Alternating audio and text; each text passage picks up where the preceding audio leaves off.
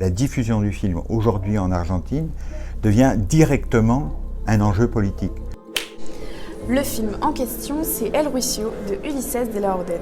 Ce procès s'est déroulé du 22 avril au 9 décembre 1985 à Buenos Aires. Ce procès, il est historique parce qu'il retrace un tournant dans l'histoire du pays marqué par la dernière dictature de 1976 à 1983. Javier Milei, celui qui est élu, et sa vice-présidente, pensent effectivement que la période de la dictature a été très exagérée. Ils ne disent pas que ça n'a pas eu lieu, ils disent que juste ça a été exagéré, qu'il faut passer l'éponge là-dessus. Durant 90 jours, des centaines de personnes sont passées à la barre, y compris les principaux organisateurs de la dictature, comme Jorge Rafaela Videla, Emilio Eduardo Massera ou encore Roberto Eduardo. Le tout immortalisé dans plus de 530 heures d'enregistrement vidéo. À l'aide d'un monteur, le réalisateur argentin a réalisé un travail monumental de synthèse des archives vidéo du procès enregistrées sur des cassettes.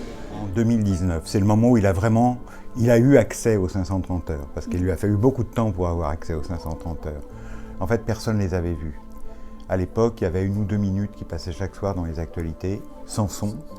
Pendant 3 heures, le documentaire met en lumière les exactions commises sous la dictature et donne la parole aux victimes et aux familles des disparus.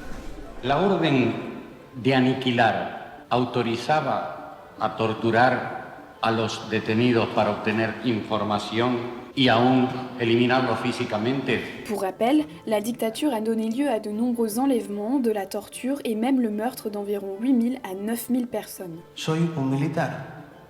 Me determinaban un blanco y yo accionaba las armas. À l'issue de ce long procès, 5 des 9 accusés ont été condamnés, dont 2 à la perpétuité. Encore aujourd'hui, des responsables font face à la justice. L'année dernière, une dizaine d'entre eux ont été condamnés à la perpétuité. Más allá de toda justificación, de todo perdón, de toda amnistía, la historia no los absolverá. Mémoire, vérité et justice sont au cœur du documentaire. Pour son réalisateur comme son producteur, il ne faut ni oublier, ni nier l'histoire. Donc c'était une manière de mettre une pierre qui ferait témoignage pour qu'une fois pour toutes, on ne puisse pas dire « ça n'a pas eu lieu ».